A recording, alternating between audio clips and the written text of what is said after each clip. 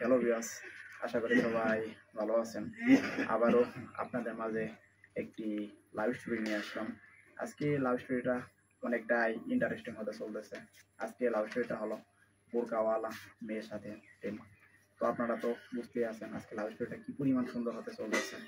তো আমি প্রতিদিনের মতো ওই দিনও দোকানে বসে চা খাইতেছিলাম, কারণ সকাল টাইমে আমার চা খেতে অনেকটাই ভালো লাগে।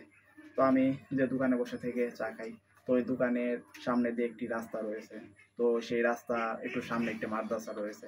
তো আমি প্রতিদিনের মতো একটি মেয়েকে প্রতিদিনই দেখতাম। সে মেয়েটি বোরকা পরে অনেক সুন্দর করে সে আস্তে আস্তে হেঁটে যাইতো। তো মেয়েটি একাই চলতে পছন্দ করতো, কারণ তার সাথে কোনোদিন অন্য কোনো মেয়ে আমি দেখতাম না।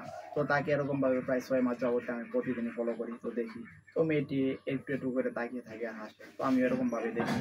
তো তাকে কথা যে বলবো এরকম সাহস পাইতেছিলাম না, কারণ সে সবসময় পর্দা করতো আর ভয় পাইতাম যদি তাকে কিছু বলি, সে আমার পরিবারের সবাইকে যদি জানিয়ে দেয় তাহলে তো সমস্যা হয়ে যাবে।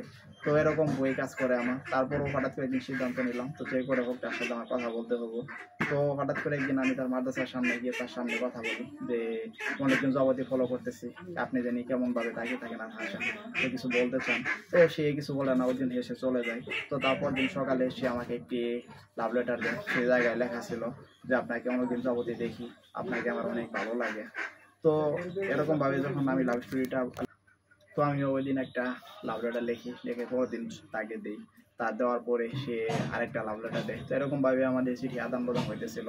তো এরপরে তাই সে রাজি হলো কিনা, অথবা তাকে কি করে কিভাবে বিয়ে করে আমাদের বাড়িতে আনলাম, এগুলো অবশ্যই নেক্সট পার্ট কোনো লাভ স্টোরিতে দিয়ে দিব। তো আপনারা সবাই ভালো থাকবেন।